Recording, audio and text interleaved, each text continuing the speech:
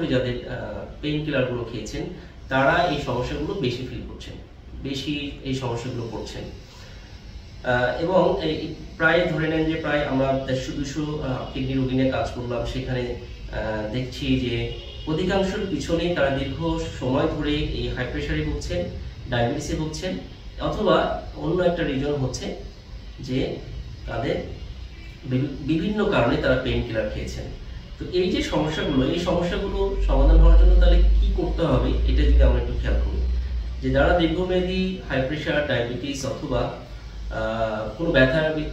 সমস্যায় ভুগছেন, সেটা হচ্ছে বাত ব্যথা হতে পারে, কোনো আঘাতজনিত কারণ হতে পারে, মেয়েদের যে ব্যাপারগুলো আছে, মেয়েদের যে সমস্যাগুলো আছে, যেমন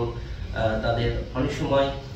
মেন্সের কারণে ব্যথা হয় তলপেটে, মেন্স যখন ক্লিয়ার থাকে না, এই কারণে কিন্তু অনেকেই পেইন কিলার খায়, বুঝে খায় এবং না বুঝে খায়। তো তাদের ক্ষেত্রেও আমি দেখেছি, অনেকগুলো মেয়েদের হিস্ট্রিতে দেখেছি যে যারা এই কাজটা করেছেন, যে যারা এই মেন্সের ব্যথার কারণে, তলপেটে ব্যথার কারণে নিয়মিত এলোপ্যাথি ওষুধগুলো বা পেইন কিলারগুলো খেয়েছেন, অথবা প্রায়